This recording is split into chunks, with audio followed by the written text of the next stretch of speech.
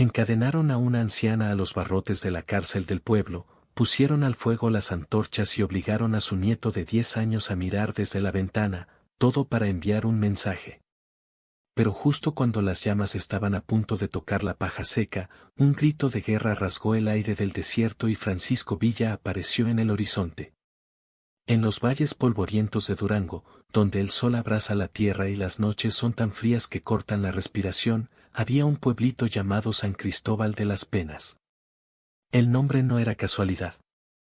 Durante años, sus habitantes habían conocido más sufrimiento que alegría, más lágrimas que risas. Era uno de esos lugares olvidados por Dios y por el gobierno, donde la gente trabajaba de sol a sol solo para sobrevivir un día más. Allí, en una casa de barro y piedra que parecía fundirse con la tierra misma, vivía Esperanza Villanueva, una mujer de 70 años que había visto nacer y morir a 3 generaciones. Sus manos, arrugadas como corteza de árbol viejo, conocían todos los secretos de las plantas medicinales que crecían en esas tierras áridas. Era curandera, comadrona y consejera espiritual de todo el pueblo. Los niños la buscaban cuando se lastimaban jugando, las madres cuando sus bebés no dejaban de llorar, los hombres cuando las heridas de trabajo no sanaban. Con ella vivía Miguelito, su nieto de 10 años, un chamaco flaco pero de ojos brillantes como estrellas en noche despejada. El padre del niño había muerto en una de esas guerras que nunca terminaban, y la madre había partido un invierno especialmente cruel, cuando la tuberculosis se llevó a la mitad del pueblo. Pero Esperanza lo había criado con la paciencia de quien entiende que los niños son como plantas tiernas que necesitan agua, sol y tiempo para crecer fuertes. Miguelito había aprendido a ayudar a su abuela en todo. Conocía cada hierba medicinal por su nombre, sabía preparar tés para el dolor de estómago, podía vendar una herida con la destreza de alguien el doble de su edad. Pero sobre todo, había aprendido que en un mundo lleno de violencia, había que elegir ser bondadoso, incluso cuando eso significara ponerse en peligro. Durante meses, San Cristóbal había vivido una tranquilidad extraña. Las tropas federales andaban ocupadas en batallas más importantes al norte, y los revolucionarios se concentraban en ciudades más grandes donde podían conseguir armas y municiones. El pueblo respiraba aliviado, como quien ha estado conteniendo el aliento durante años y finalmente puede exhalar. Los campesinos volvían a cantar mientras trabajaban sus pequeños terrenos. Las mujeres se reunían en las tardes a bordar y contar historias. Los niños correteaban entre las casas jugando a los charros y bandoleros, sin imaginar que pronto conocerían de cerca la diferencia entre el juego y la realidad. Esperanza atendía a todos los que llegaban a su puerta. No importaba si venían de día o de noche, si traían dinero o solo gratitud, si eran del pueblo o forasteros.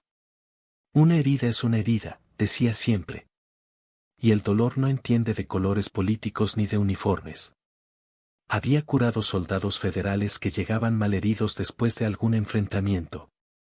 Les vendaba las heridas, les daba té de hierbas para el dolor y los despedía con la misma bendición que daba a todos, que Dios los acompañe y los mantenga lejos de la violencia. También había atendido revolucionarios que aparecían de madrugada, sangrando y pidiendo ayuda en voz baja. A ellos también los curaba sin hacer preguntas, porque para Esperanza no había más diferencia entre unos y otros que la que hay entre dos hombres que sufren. Pero esa tranquilidad tenía los días contados. Una mañana de octubre, cuando el aire olía a tierra seca y hierba quemada, llegó al pueblo don Macedonio, el arriero que llevaba mercancías desde Durango capital. Venía pálido y nervioso, mirando constantemente hacia atrás como si algo terrible lo persiguiera. Se dirigió directamente a la plaza, donde los hombres del pueblo se reunían cada mañana antes de ir al trabajo, y les dio la noticia que cambiaría todo. Viene para acá el capitán Abundio Martínez con un destacamento de federales. Lo mandó el general Huerta en persona. Dicen que andan buscando a los curanderos que han estado ayudando a los villistas. Quieren dar un escarmiento que se vea desde Chihuahua hasta Jalisco. El silencio que siguió a estas palabras fue como el que precede a las tormentas más feroces. Todos conocían la reputación del capitán Martínez. Era un hombre pequeño de estatura pero gigantesco en crueldad. Se decía que había quemado pueblos enteros solo por sospechar que simpatizaban con la revolución. Se decía que disfrutaba torturando prisioneros, que coleccionaba orejas de enemigos muertos, que había mandado fusilar niños por el simple delito de silbar las canciones que cantaban los dorados de Villa. Los hombres del pueblo se miraron unos a otros con esa mirada que compartían quienes han vivido demasiadas desgracias juntos. Sabían que tenían que tomar una decisión rápida. Algunos propusieron que Esperanza huyera hacia las montañas con Miguelito hasta que pasara el peligro. Otros sugirieron esconderla en las cuevas naturales que había en los cerros cercanos. Pero cuando fueron a proponerle el plan, Esperanza negó con la cabeza con esa serenidad que solo tienen quienes han aceptado su destino. Si me escondo, van a quemar el pueblo hasta encontrarme. Si huyo, van a tomar a alguno de ustedes como rehén para obligarme a volver. No voy a ser la causa de que lastimen a gente inocente por culpa de mi conciencia tranquila. Miguelito, que había estado escuchando desde la cocina, salió corriendo y se abrazó a las piernas de su abuela. Yo no me voy a ningún lado sin ti, abuelita. Si ellos vienen por ti, que vengan por los dos. Esperanza sintió que el corazón se le hacía pedazos. Miró a ese niño valiente, esos ojos que brillaban con la misma determinación que había visto en su propio hijo antes de irse a la guerra, y entendió que había criado a Miguelito demasiado bien. Le había enseñado a ser leal, a defender a los que ama, a no abandonar nunca a la familia.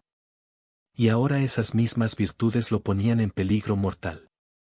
Los federales llegaron al pueblo 2 días después, al amanecer, cuando la bruma todavía cubría los cerros como una sábana gris. Venían cantando canciones procaces y disparando al aire, despertando a todo el mundo con su alboroto siniestro. El capitán Martínez cabalgaba al frente, montado en un caballo negro que parecía tan malvado como su dueño.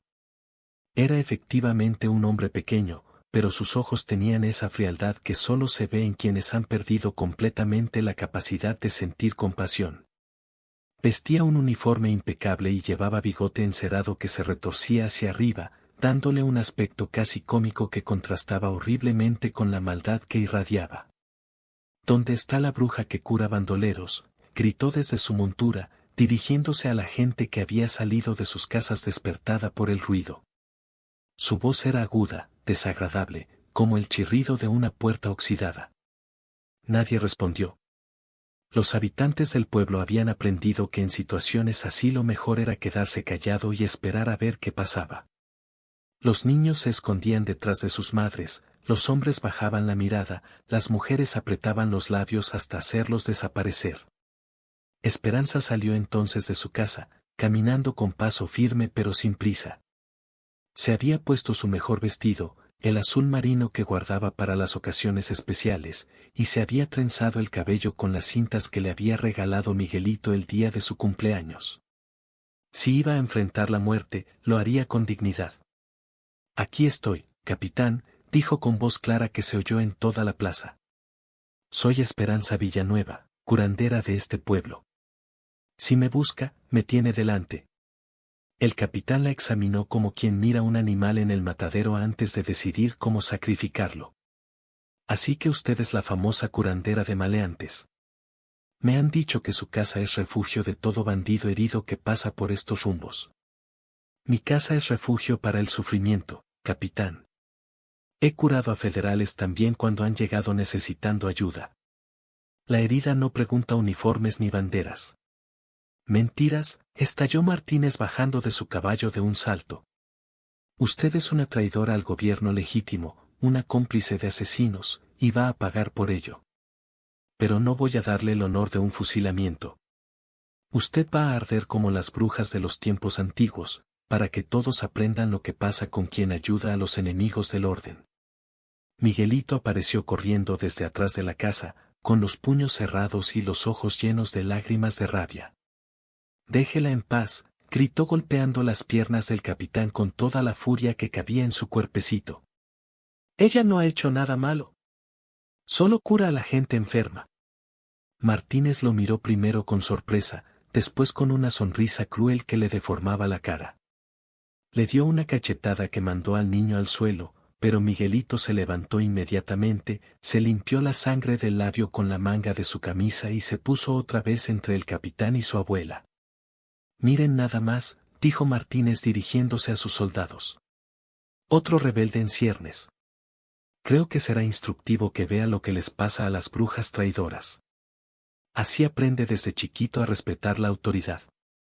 Fue en ese momento cuando Esperanza sintió que algo se rompía dentro de su pecho. Podía aceptar su propia muerte. Había vivido 70 años y había visto todo lo que tenía que ver.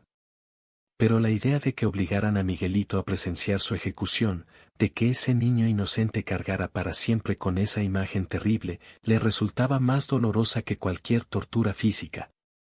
Por favor, capitán, dijo cayendo de rodillas. Haga conmigo lo que quiera, pero deje que el niño se vaya. Mándelo con alguna familia del pueblo. Es muy pequeño, no entiende nada de estas cosas. Al contrario, señora. Va a entender perfectamente. Los niños aprenden mejor con ejemplos prácticos que con sermones. Ordenó a 2 de sus soldados que arrastraran a Esperanza hasta la pequeña cárcel del pueblo, que no era más que una habitación de adobe con barrotes de hierro en las ventanas. Allí la encadenaron a los barrotes, mientras otros soldados comenzaban a juntar paja, ramas secas y todo lo que pudiera servir para alimentar el fuego. A Miguelito lo metieron en el cuarto de al lado, desde donde podía ver a su abuela a través de una ventana con barrotes. No lo encadenaron porque sabían que un niño de 10 años no podría escapar de una habitación cerrada con llave, pero el pequeño se aferró a los barrotes con tal fuerza que se le pusieron blancos los nudillos. Abuelita, le gritó, no tengas miedo. Todo va a salir bien. Ya vas a ver. Esperanza lo miró con una mezcla de orgullo infinito y tristeza mortal. Ese niño había heredado no solo su sangre, sino su valor, su fe inquebrantable en que las cosas malas no pueden durar para siempre. No tengo miedo, mi nieto. He vivido una vida buena y tú me has dado más alegría de la que merezco. Pase lo que pase, recuerda siempre que hay gente buena en el mundo. No dejes que la maldad te envenene el corazón. El capitán Martínez prendió una antorcha y se acercó a la pira que habían construido alrededor de la pequeña cárcel, pero antes de que pudiera acercar el fuego a la paja, se oyó un grito de guerra que venía del desierto. Era un grito que conocían todos los que habían vivido en esas tierras durante los últimos años, el grito de batalla de los Dorados de Villa. Después vino el sonido de cascos de caballos acercándose a galope tendido, y después aparecieron los jinetes. No eran muchos, tal vez 15 hombres, pero montaban como si fueran centauros y llevaban rifles que brillaban al sol como relámpagos de plata. Al frente de ellos, en un caballo alazán que parecía volar sobre la tierra, venía un hombre que todos reconocieron inmediatamente, aunque fuera la primera vez que lo veían. Era Francisco Villa. No por su tamaño, que no era excepcional, ni por su vestimenta, que era la misma de cualquier ranchero, sino por algo indefinible en su manera de montar, en su forma de mirar, en la confianza absoluta con que se movía. Antes de continuar, cuéntame en los comentarios qué te parece esta historia. Y si quieres más relatos así, apóyame con un like y suscríbete al canal. Desmontó cerca de la cárcel y caminó directo hacia donde estaba Esperanza encadenada. No pareció prestar atención a los soldados federales que lo apuntaban con sus rifles, no mostró ninguna preocupación por encontrarse en clara desventaja numérica. Solo tenía ojos para la anciana y para el niño que lo miraba desde la ventana con una expresión de asombro total. Buenos días, doña Esperanza, dijo quitándose el sombrero. Vengo porque me dijeron que una señora muy respetada necesitaba ayuda. La curandera lo miró con incredulidad. ¿Cómo conoce mi nombre, general? Una mujer que cura heridos sin hacer preguntas políticas es famosa en toda la sierra, señora. Su bondad ha llegado a mis oídos, y también la noticia de que querían lastimaría. No podía permitir que eso pasara. El capitán Martínez había recuperado la compostura después del shock inicial y ahora apuntaba su pistola directamente a la cabeza de Villa. Francisco Villa, por fin te tengo frente a frente, maldito bandolero. Te has metido en tu propia trampa. Mis hombres son el doble que los tuyos y tenemos rehenes. Si no te rindes ahora mismo, quemo viva a la bruja y después le hago cosas muy desagradables al escuincle. Villa se volvió hacia él con esa calma que tienen los hombres que no conocen el miedo, pero en sus ojos había algo que daba escalofríos. Capitán Abundio Martínez, ¿verdad? He oído hablar de usted. Dicen que le gusta quemar casas con familias adentro, que se divierte cortando orejas a los prisioneros, que una vez mandó fusilar a un niño de 8 años porque se parecía a su padre revolucionario. Soy un soldado que cumple órdenes, cosa que un animal como tú no puede entender. Órdenes de quemar viva a una curandera por ayudar heridos. Órdenes de traumatizar a un niño para dar ejemplo. Sí, esas son las órdenes que siguen los valientes soldados del gobierno. Villa dio un paso adelante. Martínez retrocedió automáticamente, manteniendo la pistola en alto.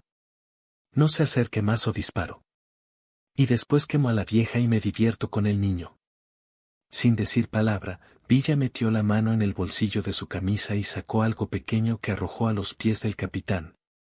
Era un zapato de niña, diminuto, manchado de sangre seca. Era de Marianita Guerrero, una niña de 6 años que vivía en el Carmen. Cuando usted llegó al pueblo con sus hombres buscando simpatizantes villistas, la encontraron jugando con una muñeca que su papá le había hecho con trapos. Un soldado decidió que la muñeca se parecía a Emiliano Zapata porque tenía bigote pintado con carbón. Por esa razón, usted ordenó que fusilaran a toda la familia para dar ejemplo. El rostro del capitán se puso del color de la ceniza. En la guerra pasan muchas cosas. No se puede tener compasión con los traidores. Marianita tenía 6 años, capitán. ¿De qué podía ser traidora una niña de 6 años? Villa se acercó otro paso, y esta vez Martínez no retrocedió, pero su mano empezó a temblar. ¿Sabe por qué no lo he matado todavía, capitán? Porque quiero que entienda algo antes de morir. No va a morir por los soldados míos que ha matado en batalla. Eso es guerra y en la guerra se mata y se muere. Va a morir por Marianita, por todos los niños inocentes que ha asesinado, por todas las familias que ha destruido por el puro placer de causar dolor. De repente, un grito de guerra sonó desde los cerros que rodeaban el pueblo. Los Dorados de Villa habían estado posicionándose silenciosamente mientras su jefe distraía a los federales con la conversación. Ahora tenían rodeada completamente la plaza y apuntaban desde las alturas con una ventaja táctica decisiva. «Capitán», gritó un sargento. «Estamos rodeados. Nos tienen desde todos los flancos». Martínez miró desesperadamente hacia todos lados, calculando sus opciones. «Mis hombres van a luchar hasta el último cartucho», amenazó. «No lo creo», dijo Villa tranquilamente. Sus soldados son profesionales que saben cuando una batalla está perdida. La mayoría solo sigue órdenes porque les pagan, no porque crean en su causa. En cambio, mis muchachos luchan por algo más grande que el sueldo. Como si hubiera estado esperando esa señal, uno de los soldados federales bajó su rifle y levantó las manos. «Yo me rindo», gritó. «No vine a morir por este desgraciado. Te voy a mandar fusilar, cobarde», le gritó Martínez. «¿Con qué pelotón?», respondió el soldado. «La mitad de los muchachos están pensando lo mismo que yo». Efectivamente, otros soldados empezaron a bajar sus armas. No todos, algunos permanecían fieles al capitán por miedo o convicción, pero la moral de la tropa se desmoronaba rápidamente.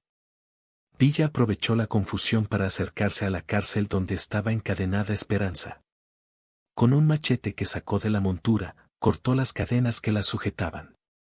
La anciana se tambaleó, entumecida por las horas de inmovilidad, pero se mantuvo en pie con dignidad. «Gracias, general», murmuró. «¿Pero el niño?» «El niño va a estar perfectamente, doña Esperanza. Se lo prometo».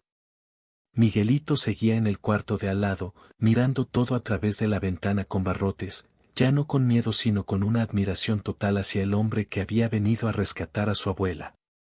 El capitán Martínez, viendo que todo se le escapaba de las manos, decidió jugarse su última carta.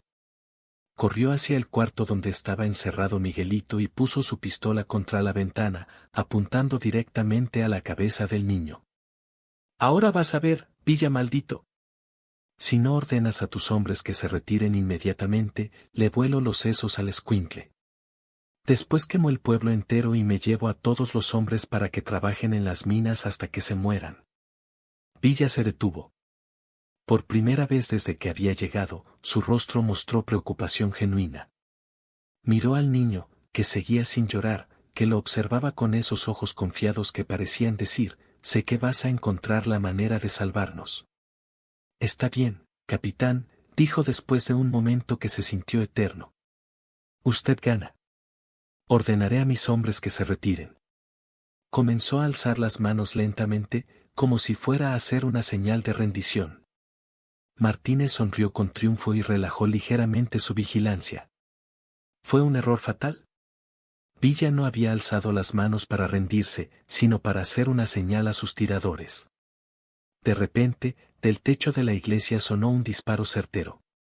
La bala atravesó la muñeca del capitán, haciéndole soltar la pistola con un grito de dolor.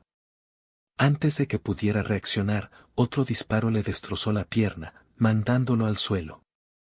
Los dorados aparecieron entonces desde todas las direcciones, moviéndose con la precisión de hombres que habían luchado juntos durante años y se conocían como hermanos. La batalla terminó en minutos. Los soldados federales que no se habían rendido antes lo hicieron ahora, viendo que la resistencia era completamente inútil. Villa abrió la puerta del cuarto donde estaba Miguelito y el niño salió corriendo a abrazarse con su abuela, que había llegado hasta allí cojeando, pero sonriendo a través de las lágrimas de alivio. «¿Ya pasó todo, abuelita?», preguntó Miguelito.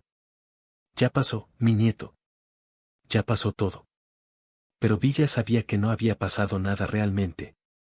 Nunca pasaba del todo. Habría otros capitanes crueles, otras atrocidades, otros niños en peligro. La guerra era como una enfermedad que se curaba en un lugar solo para aparecer en otro más terrible. Se acercó a donde yacía Martínez, que gemía agarrándose la pierna herida. El capitán lo miró con una mezcla de odio y terror. «Mátame de una vez, Villa. Acaba con esto de una buena vez». «No lo voy a matar, capitán. Eso sería demasiado fácil para usted». Villa se agachó y recogió el zapato ensangrentado que había arrojado antes. Lo limpió cuidadosamente con su pañuelo y se lo guardó de nuevo en el bolsillo de la camisa. «Mis hombres lo van a llevar hasta la frontera con Estados Unidos. Allí lo van a soltar para que siga viviendo. Pero va a vivir sabiendo que cada niño que vea le recordará a Marianita. Cada vez que cierre los ojos va a ver las caras de todos los inocentes que mató. Y cada noche, cuando trate de dormir, va a oír sus gritos pidiendo piedad. Esa va a ser su condena, capitán. Vivir para siempre con la memoria de sus crímenes». «Prefiero que me mates», suplicó Martínez. «Sí, ya sé que prefiere eso. Por eso precisamente no lo voy a hacer». Villa se incorporó y se dirigió hacia Esperanza y Miguelito, que lo esperaban tomados de la mano. «¿Van a estar bien?», les preguntó. «Gracias a usted, sí», respondió Esperanza. «No sé cómo agradecerle lo que ha hecho por nosotros». «No me debe nada, doña Esperanza. Al contrario, yo estoy en deuda con usted. Curar heridos sin preguntar de qué bando vienen, eso es verdadero valor». Miguelito se acercó tímidamente. «General, ¿puedo preguntarle algo?». «Por supuesto, muchacho». «¿Es cierto que usted lucha por la gente pobre?». Villa sonrió, pero era una sonrisa melancólica. «Lucho para que niños como tú no tengan que crecer con miedo, Miguelito. Para que abuelitas como doña Esperanza puedan curar enfermos sin que nadie las moleste. Para que la gente buena pueda vivir en paz». «¿Y cuándo se va a acabar la guerra?». Villa miró hacia el horizonte, donde el sol comenzaba a ponerse, pintando el cielo de colores que parecían sangre y oro. «No lo sé, muchacho. Ojalá pronto. Pero mientras haya hombres como ese capitán lastimando inocentes, va a haber hombres como yo tratando de impedirlo». Se volvió hacia sus dorados, que habían terminado de desarmar a los prisioneros y esperaban órdenes. Fierro, toma 5 hombres y escolta a estos soldados hasta el paso. Los que quieran unirse a nosotros, que se queden. Los que prefieran volver a sus casas, que se vayan en paz. Pero al capitán lo quiero lejos de aquí antes de que anochezca. Rodolfo Fierro, un hombre corpulento con bigote espeso, asintió. ¿Y si trata de escaparse por el camino? Déjalo. Un hombre herido y a pie no va a llegar muy lejos en el desierto. Y si llega, que viva con sus recuerdos. Mientras organizaban a los prisioneros para la marcha, Villa se despidió del pueblo. No hubo discursos grandilocuentes ni proclamas revolucionarias, solo apretones de manos sinceros y promesas sencillas de que, si volvían a necesitar ayuda, él estaría allí. Antes de montar su caballo, se acercó una última vez a Esperanza. Doña, tengo que pedirle un favor. Lo que usted guste, general. Siga curando heridos sin importar el uniforme que traigan puesto. El mundo necesita gente como usted, que ve en cada herido a un hijo de Dios, no a un enemigo. Lo haré, se lo prometo. Y cuide bien a ese nieto. Tiene sangre de gente brava. Cuando crezca va a ser un hombre de honor. Miguelito se acercó corriendo. General Villa, ¿lo vamos a volver a ver? Si Dios quiere y las balas me respetan, sí. Pero, aunque no nos volvamos a ver, recuerda lo que pasó hoy. Recuerda que cuando la gente buena se une, puede vencer a los malvados. Y recuerda siempre que hay que proteger a los que no pueden defenderse solos. El niño asintió solemnemente, como si estuviera recibiendo las lecciones más importantes de su vida. Villa montó su caballo y se dirigió hacia la salida del pueblo, seguido por los dorados que no habían ido con Fierro. Antes de perderse en la distancia, se volvió una última vez y saludó con la mano. El pueblo de San Cristóbal los vio alejarse hasta que se convirtieron en puntos diminutos en el horizonte infinito del desierto. Después, poco a poco, la vida comenzó a volver a su ritmo normal. Los hombres regresaron a sus campos, las mujeres a sus labores, los niños a sus juegos en las calles polvorientas. Pero algo había cambiado para siempre en el corazón de cada habitante del pueblo. Habían visto con sus propios ojos que existían hombres dispuestos a arriesgar la vida por gente que ni siquiera conocían. Habían visto que a veces, solo a veces, la justicia llega cuando más se la necesita. Esperanza volvió a su casa esa noche con Miguelito de la mano, prendió una vela frente a su pequeño altar y rezó por la salud de Villa y todos sus hombres. Después preparó la cena y se sentaron a comer frijoles y tortillas, como si fuera una noche cualquiera. Pero Miguelito no podía dejar de pensar en todo lo que había presenciado. En la valentía de su abuela, que había estado dispuesta a morir antes que ver sufrir a otros. En la crueldad del capitán, que disfrutaba causando dolor a los inocentes. Y sobre todo en la figura de Villa, que había aparecido como un ángel vengador cuando todo parecía perdido. Abuelita, dijo mientras partía una tortilla, ¿cree que el general Villa es un santo? Esperanza sonrió con esa sabiduría que solo dan los años y el sufrimiento. No lo sé, mi nieto. Los santos están en el cielo rezando por nosotros, y el general Villa está aquí en la tierra peleando cuando es necesario. Pero creo que tiene alma de santo, aunque esté en cuerpo de guerrero. Cuando sea grande, quiero ser como él. Está bien, Miguelito, pero recuerda que no necesitas pistola para ser valiente. A veces la mayor valentía está en curar heridos, o en decir la verdad cuando todos esperan que mientas, o en defender a quien no puede defenderse solo. El niño asintió, pero en sus ojos brillaba una luz nueva. Era la luz de quien ha entendido que el mundo puede ser muy cruel, pero también que hay gente dispuesta a pelear contra esa crueldad. Esa noche, Miguelito soñó que cabalgaba junto a Villa por los desiertos infinitos, protegiendo pueblos y castigando malvados. En su sueño, su abuela estaba siempre a su lado, curando a los heridos después de cada batalla, sonriendo con esa paz que solo tienen quienes saben que están haciendo lo correcto. Cuando despertó al día siguiente, el sueño se sentía más real que la realidad misma. Podía oler todavía el polvo del desierto, escuchar el relincho de los caballos, sentir el viento caliente en la cara. Los años fueron pasando como pasan siempre en los pueblos pequeños, despacio, pero sin detenerse nunca. Miguelito creció y se convirtió en un hombre bueno, como había predicho Villa. Nunca empuñó un rifle ni se unió a ningún ejército, pero siempre estuvo dispuesto a defender a quien lo necesitara. Aprendió el oficio de herrero y se hizo famoso en toda la región por su habilidad para reparar no solo herramientas, sino también corazones rotos y esperanzas perdidas. Se casó con Remedios, una muchacha del pueblo vecino que tenía los ojos del color de la miel y la sonrisa más bonita de todo Durango. Tuvieron 4 hijos, y a cada uno le contó la historia del día en que Pancho Villa salvó a su abuela de morir quemada. Los niños escuchaban con los ojos muy abiertos, haciendo preguntas sobre cada detalle, pidiendo que les repitiera las partes más emocionantes. Esperanza vivió hasta los 95 años, curando enfermos hasta el último día de su existencia. Muchas veces le preguntaron si había vuelto a ver a Villa, y ella siempre respondía que no, pero que lo llevaba en el corazón como se lleva a los santos que nos protegen desde lejos. Cuando finalmente murió, una noche de invierno en que la nieve cubría los cerros como un manto blanco, todo el pueblo lloró como si hubieran perdido a su propia madre. En su funeral, que duró 3 días enteros, llegó gente de pueblos lejanos para despedirla. Vinieron campesinos que ella había curado de fiebres terribles, madres cuyos hijos habían nacido en sus manos, hombres que le debían la vida por alguna herida de bala que ella había sanado con sus hierbas milagrosas.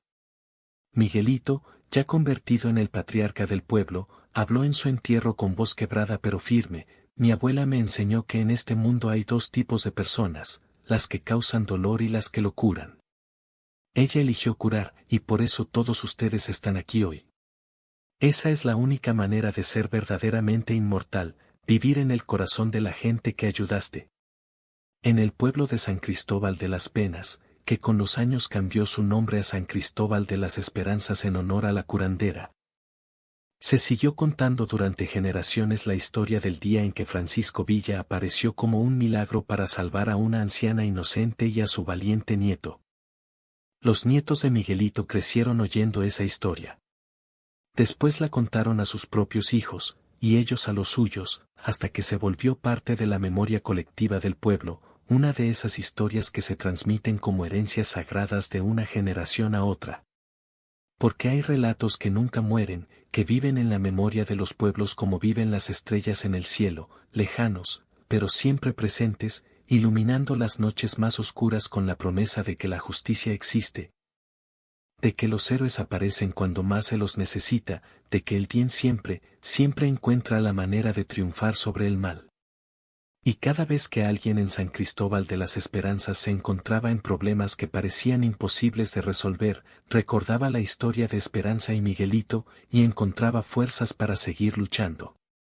Porque sabían que en algún lugar, de alguna manera, siempre hay alguien dispuesto a llegar justo a tiempo para ayudar a quien lo necesita. Si querés seguir escuchando historias que te van a emocionar como esta, suscríbete al canal y no te pierdas ningún relato.